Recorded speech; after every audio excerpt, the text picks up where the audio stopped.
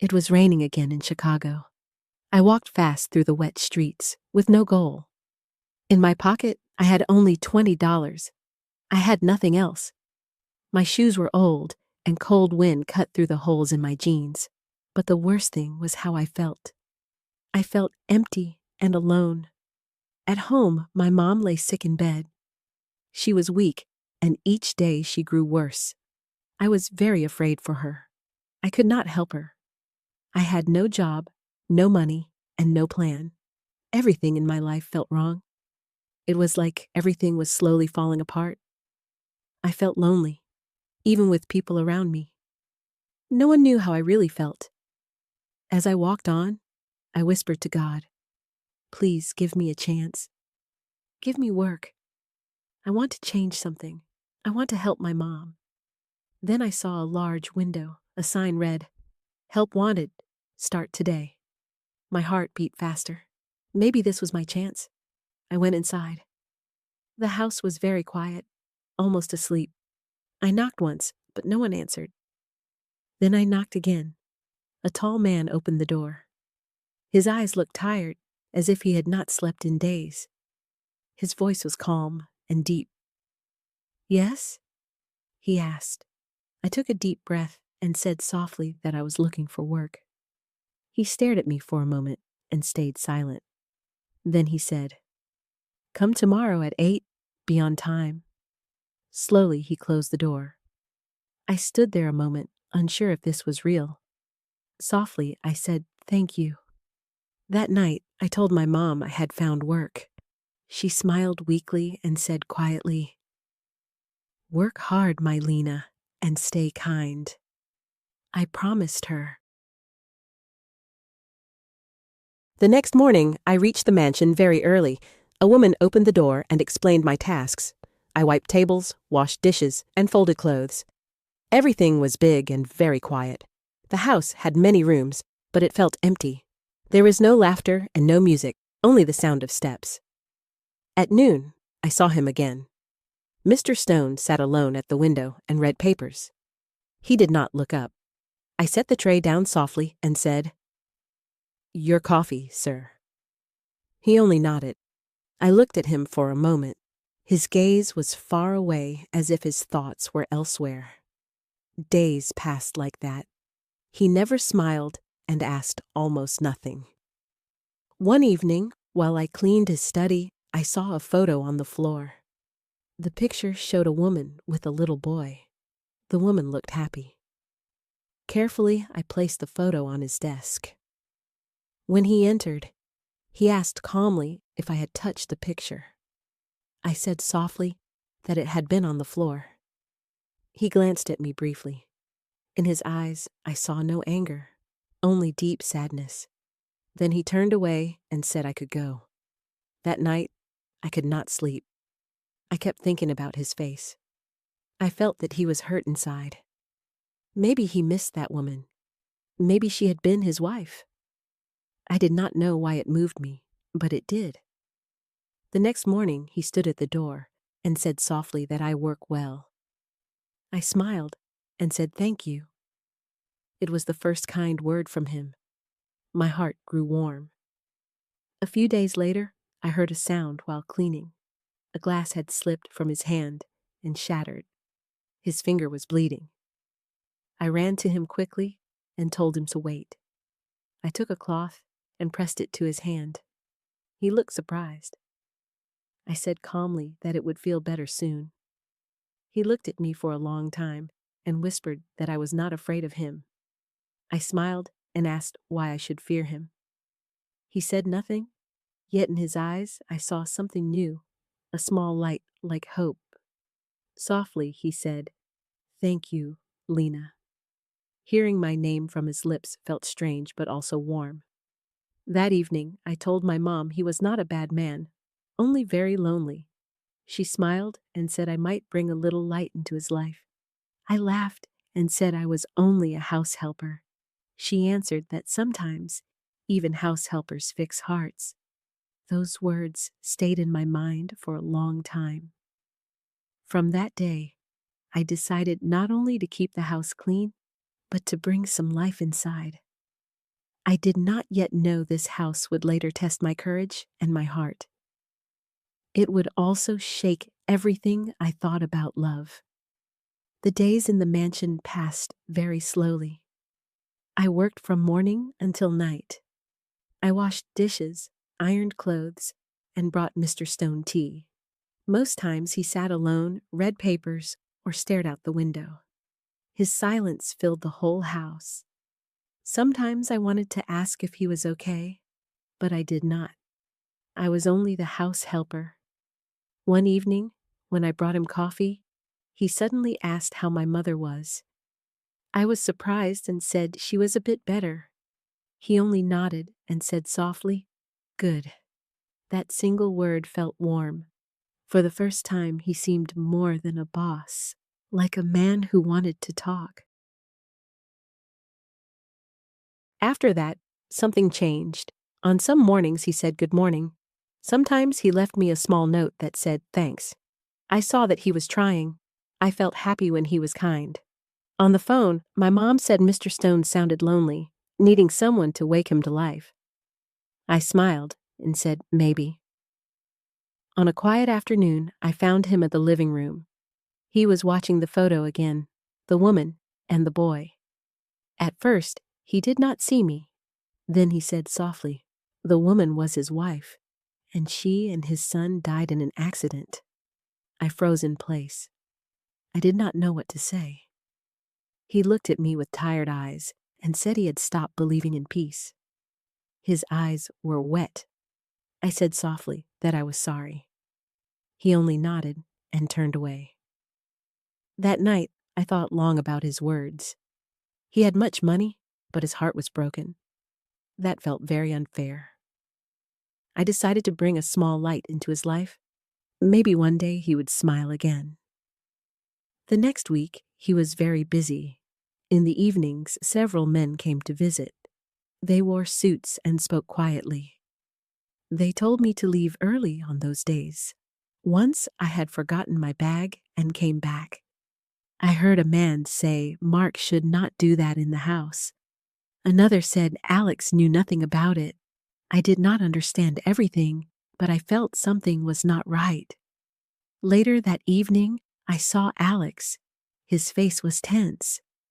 Softly, he told me to say he was not there if anyone asked for him. I nodded. My heart beat fast. Something was happening, but I did not know what. A few days later, Alex became sick. He had high fever and stayed in bed. I cooked soup for him and gave him his medicine. He said I did not have to do that. I smiled and said someone had to care for him. For a moment, he was silent. Then he said softly that no one had told him that in many years. My throat grew tight. I answered that he should hear it more often. He gave a small smile. It was the first true smile I had seen on him. That moment stayed in my heart. I told no one, but I felt more for him than I should. The next morning, while I cleaned his office, I saw an open file on the desk. It showed words like loan, transfer, and signature in clear view. I closed it quietly. Later, when he saw me there, he looked nervous. He asked if I had read anything. I said no. He breathed deep, said good, and asked me to be careful in his office. I nodded, yet I felt his fear. That night, he ate nothing. He stayed alone in his room. I heard him on the phone. His voice was soft but hard. He said he would end the deal if they cheated him again. Then it became quiet. I stood near the door and listened. My hand shook. Who was he talking to, and why was he so angry? When I went to my room, I called my mom. I told her something felt wrong and that Alex had big problems. I just felt it. She said calmly, I should pray for him. Softly, I said good people often face hard tests. I also said I believe he is better than he thinks. The next morning, Alex looked very tired. His eyes were red. When he saw me, He whispered thanks for staying. I did not fully understand, but his words touched me. In the evening, I found a note in the kitchen. It said, "Thanks for the soup. You remind me that not everything is lost." I read the note several times. For the first time, I felt he saw me not just as help, but as a person. I did not yet know a storm hid behind his calm smile. Something in his life started to break. Soon it would pull us both into a truth we were not ready for. Alex worked again late into the night. The light under his office door showed he was still awake. I had finished cleaning and wanted to leave when I heard a loud noise. Something had fallen. My heart beat fast.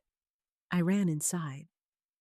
A glass lay broken on the floor, and Alex stood there with blood on his hand.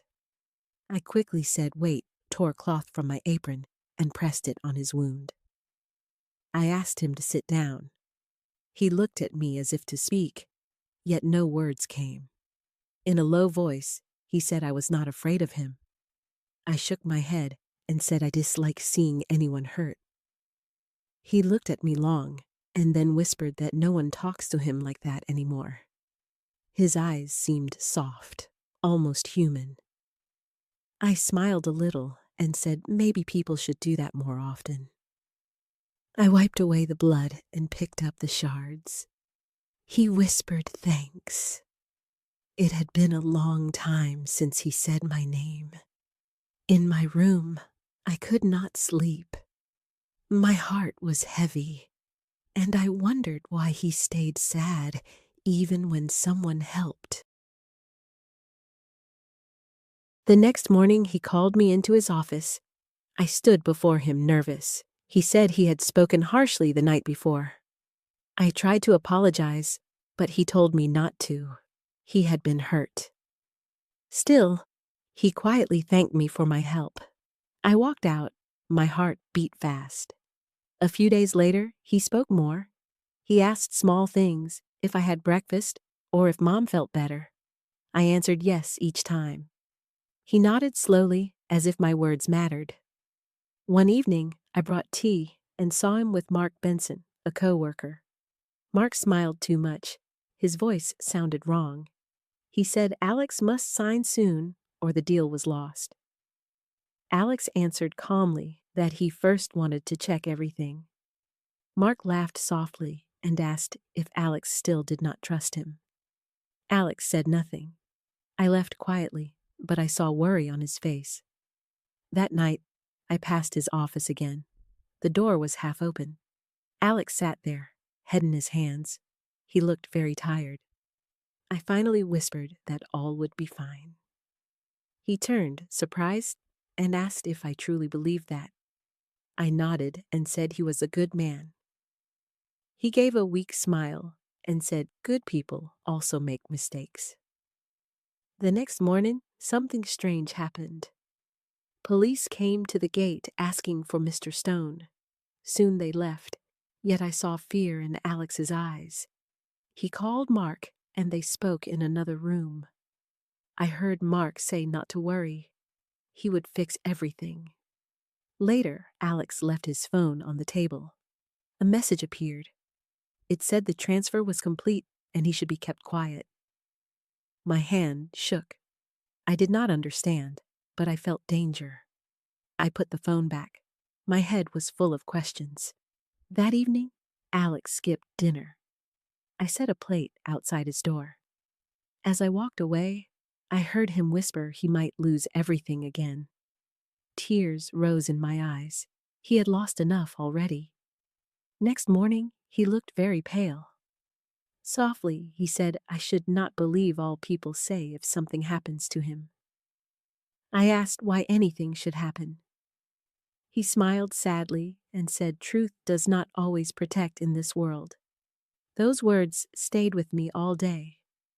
That same evening, I saw Mark leave the house fast, a folder in hand. He did not see me. I felt cold. Papers lay on the study floor. Alex stood at the window. I asked if everything was okay. He said yes, It was only work stress. I nodded, though I knew he was not honest. That night, I found a half-burned paper in the trash. Numbers and the word account were on it. I did not touch it, but I secretly took a photo. I didn't know why, yet something said this proof mattered. As I went to my room, my mom called. She asked if I was safe. I said yes, but my boss had big troubles. She calmly told me to pray for him, and maybe that was my purpose there. I looked out the window and whispered, maybe. That night, I could not sleep. I felt his fear, his pain, and something else. I worried about him more than I should, but love asks no permission. It grows quietly. Back then, I did not know everything would soon break again. I would have to choose between my work and him. After that night, everything felt different. Alex hardly spoke, stayed alone long, and ate almost nothing. Sometimes I heard him on the phone. His voice was tense. One time, he said no one could ever find out. I stood by the door, my heart racing, and wondered who he feared. One evening, I saw Mark again. He smiled as always, but his eyes made me uneasy. He said I was still here and seemed to like my job. His tone sounded wrong. I walked on, yet heard him tell Alex he must sign tomorrow. Alex sounded tired and said he needed more time. That night, I thought about it for a long time. I knew I should not interfere, yet deep inside, I knew Alex was in danger. The next morning, he looked very pale again. I asked if he had slept, and he answered softly that he found almost no rest these days. I smiled and said even strong people need breaks, and he asked if I thought he was strong. I nodded and said I had seen worse times, yet he still stood firm. He smiled weakly and said, I talk like someone who knows pain. I whispered that I do know it. Later, I found him sitting alone again and asked about his favorite food. First, he looked confused. Then he laughed softly and said he no longer knew. I laughed with him. The warm moment did not last.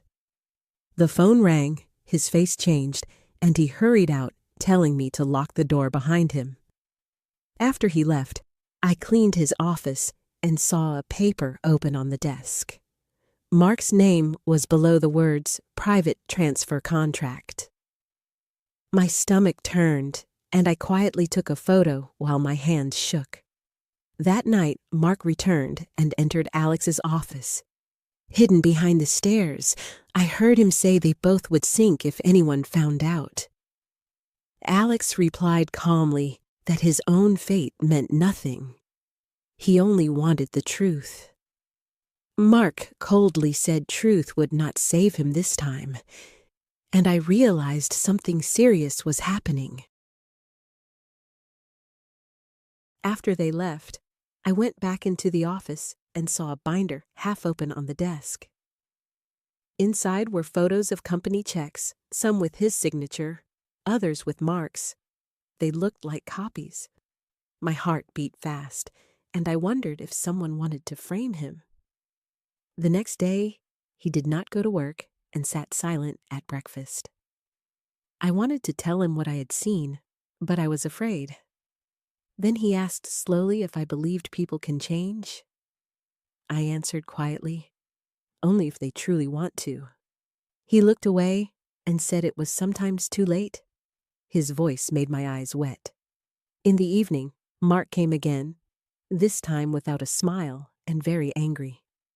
He said questions were being asked, and Mr. Stone must fix the problem. Alex stood and said he had done nothing wrong, but Mark replied coldly he would pay, then left. I stayed hidden. My hands felt ice cold. Later, I went into the office. His phone vibrated, and a message appeared saying they must end it before she finds out. My heart almost stopped, and I wondered who she was and if it meant me. That night, I prayed for him. I realized I was falling for a man who hardly knew how to smile. The next morning, something shocking happened. He did not come downstairs. His car was gone, yet his phone still lay on the table. A call from an unknown number came in. A man said I should tell Alex his time was up, then hung up. My whole body shook. When he returned that evening, he looked tired, angry, and full of fear. I asked softly if he was okay, and he said no one is fine forever. Our eyes met, and I saw pain deeper than before.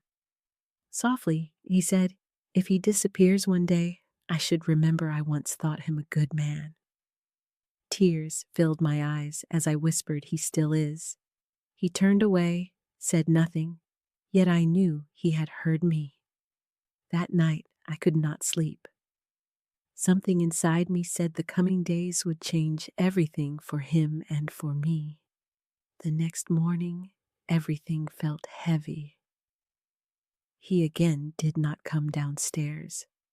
I made breakfast and waited, but he did not appear. My heart told me something terrible had happened. I knocked softly on his office door. No one answered. When I opened the door, he sat still, holding a letter. His face was pale. In a broken voice, he said they would take everything from him. He explained people accused him of stealing money and claimed to have proof with his signature. I said that could not be true. He laughed sadly and said, truth means nothing when lies carry proof. Then a knock came, and 2 police officers walked in to ask questions. He did not resist. While they led him out, he looked at me, tired and helpless. When the door shut, I sat on the floor and wept. When Mom called, I could barely talk and only said they had taken him. That night, I could not eat. My mind turned over Mark's visits, the messages, and the fake papers. Now everything made sense. Mark had done it, and Alex had trusted the wrong person. I studied the photos on my phone, the signatures, the burned paper, and the text. In that moment, I knew I had evidence. Maybe not enough, but enough to fight. Quietly, I promised myself I would save him. Next morning, I went to the firm, acting as if I delivered documents. There I saw Mark standing. He talked and smiled as if nothing had happened. Anger rose inside me. When he left, I followed him quietly. He walked to a small warehouse near the bridge. I hid behind a wall and listened. He told another man the company would be theirs once Mr. Stone was finished. The other man asked about the house helper. Mark laughed and said she was only a girl and would do nothing. My hands shook, but I snapped a photo of them. Suddenly, I heard a box topple behind me. Mark turned and shouted, "Who is there?" I ran off as fast as I could. He screamed my name and ordered me to stop. My legs hurt, but I kept running. At the main road, I jumped into a taxi. My phone nearly slipped, and I whispered for God to protect me. That same night, I went to the police. I showed them the photos and the messages. An officer eyed me and said I was just help. Why was I so sure? I answered that I know him. He can seem cold, but he is no liar. The police checked everything and asked me to wait. Hours later, an officer returned and said they would investigate. I went home, full of fear, but also with hope. The next day, I visited him. He sat quietly. His eyes looked empty. I whispered he had done nothing wrong, and I would prove it. He stared at me and asked why I cared so much. My voice broke as I said I believe in him and in his good heart.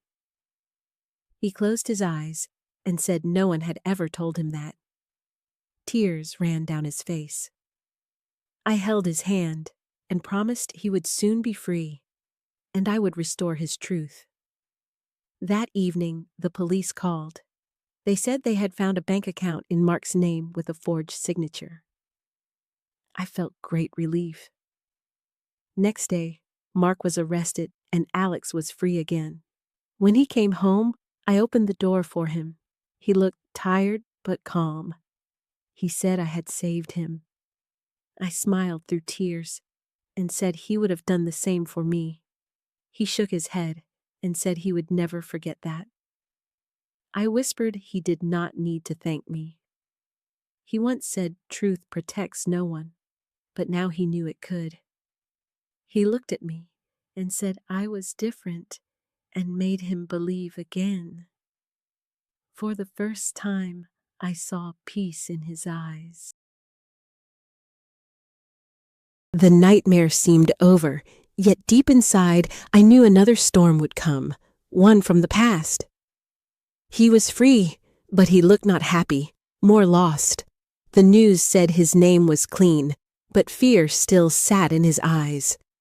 At home, he sat down slowly and said he did not know how to thank me. I answered calmly that I had only done what was right. He said people do not risk their lives for others. I smiled and said maybe I am not like most people. He laughed briefly and said Mark would pay for it. I asked him to forget Mark. Softly, he said he had his life back, but still felt empty. Later that night, I heard a noise at the gate. Someone had thrown a stone and a note at the door. It said I had saved the wrong man and the truth was still hidden. I froze. Who had written that? I ran to him and showed him the note. He said someone did not want us to continue. I asked if he knew what it meant, but he said Mark surely had help. The next day, I went to the police and asked for new facts. They said Mark kept silent, but there was a clue, a call to a warehouse just before his arrest. I thought of that place at once. I told Alex maybe someone was still there. He did not want me to go, but I said we must end this. In the evening, I went back to the warehouse. The light was weak, my hands cold, but I slipped inside. I heard voices. One said they had to burn the papers before anyone found them. I saw two men taking files from a box. I started to film, but my foot hit metal. The sound echoed loudly. The men turned and yelled, "Who is there?" I ran, my heart pounding hard. One chased me. I slipped and fell. My arm hurt. He grabbed my scarf and screamed in anger that I should not have come. I fought back, kicked him, and shouted they had ruined an innocent man's life. Then I grabbed a wooden stick, swung, and ran outside. A police car stood outside. The officer I knew shouted for me to stay back. They arrested both men, and I sat shaking on the ground. An officer said I was lucky. The men wanted to destroy fake papers to frame him. Tears ran down my face, and I asked softly if it was truly over now. He nodded and said yes, I had done it again. When Alex arrived at the station, I sat quietly. He walked to me slowly and said softly that I keep saving him and he does not deserve it. I looked at him with tears and begged him not to say that. He deserved peace. He whispered he did not know how to live now.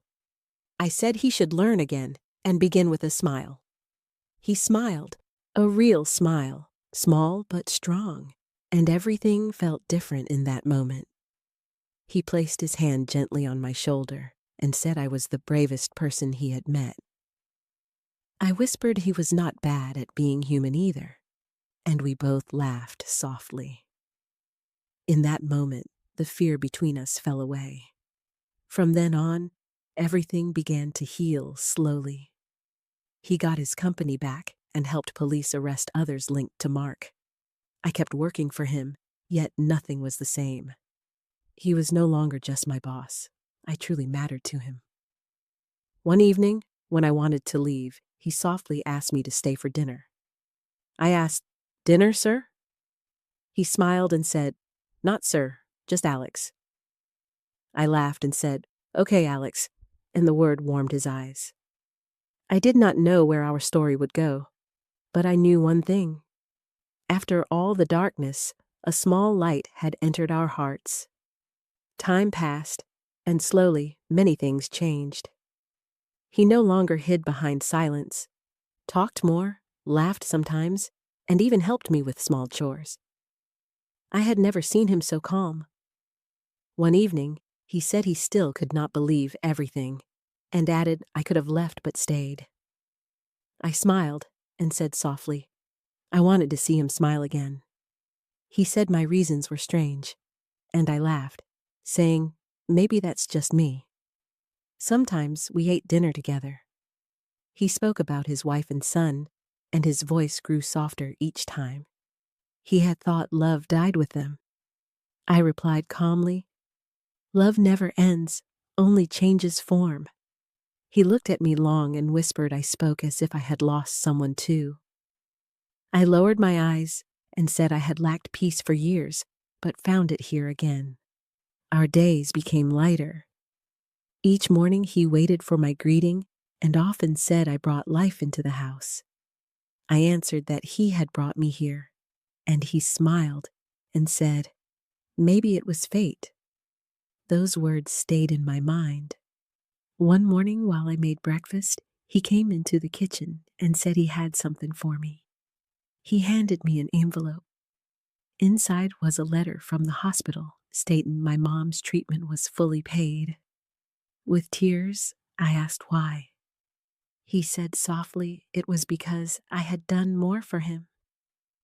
I pressed the letter to my chest and whispered, thank you. From then on, our closeness grew quietly. It was not storybook love, but something simple and real, two hurt hearts learning to beat again. Sometimes he looked at me while I worked and said nothing, yet his silence said enough. One evening he came home with a small smile and said the company was safe now. I said that was good news. He planned a new department and wanted me to lead it. I asked, me? He said I was smart, loyal, and he trusted me. That night I could not sleep. The man who once scared me now made me feel safe. I looked out the window and whispered that I think I love him. My heart beat fast. The next day, I found him in the garden. He said I should perhaps take a break and visit my mom. I answered that I would go soon, but not for long. He asked why, and I whispered that this place now feels like home. He said nothing, yet his eyes grew wet. He stepped closer and said I was special and had changed him without trying. With tears, I replied, I had not changed him, only reminded him who he truly is. He smiled and asked what if he said he did not want to lose me now. For a moment, everything was still, and with shaking voice, I said, then do not lose me. He took my hand and said I came as help, but made him believe in love. My tears fell, and I said he is the reason I no longer feel small. He held my hand tighter and asked what comes next. I smiled and said we start fresh, this time without pain. He nodded and said he wishes for that too. We stood quietly, two people who had lost much and found each other. I knew life would not be the same again, but love was now part of our story. Everything felt peaceful, yet I learned that behind peace, a storm can hide. One morning, I sorted the mail and found an envelope without a name. I opened it and read the message. It said my father did not die in an accident, and I should ask Alex. My hands turned cold. 1. When he came home that evening, I showed him the letter. 2. His face changed, and he sat down slowly. 3. I asked him softly to tell me it was not true. 4. He closed his eyes and said it was not as I thought. 5. With a shaking voice, I begged him to explain everything. 6. He said my dad once worked for his company and had tried to stop Mark that night. 7. The floor seemed to vanish under my feet. 8. I asked if he had known. 9. He said he learned later and did not know how to tell me. 10. I stepped back and said he let me live, work, and love here while hiding the truth. 11. Tears filled my eyes. 12. He whispered he had been afraid to lose me. 13. I replied, he lost me because he kept silent, and I went to my room. 14. That night, the police called and said another man from Mark's group confessed. 15. He said my dad died to protect Alex's files. 16. I dropped the phone and knew the truth was different. 17. The next morning, I went to him. 18. He looked tired and pale. 19. I said calmly, he should have told me earlier. 20. He answered he wanted to, but felt guilt each time he saw me. 21. I sat beside him and said my dad would have done it again. 22. With tears, he asked how I could forgive him. 23. I smiled gently and said I know him. He makes mistakes, but has a good heart. 24. He held my hand and whispered I saved him twice, once from the world and once from himself. 25. Then he showed me a paper named the Thomas Miller Foundation. 26. He had founded it in my father's honor to help poor families. 27. I cried and said Dad would be proud of him. 28. He said softly he was proud of me. 29. That evening we sat together in silence, only peace, and he said he might not deserve me. 30. I answered that love is not earned, it must be protected. 31. He said then he would protect me forever. 32. We looked at each other for a long time. 33. Our story began in pain, but ended in peace, the peace born when two broken people heal together.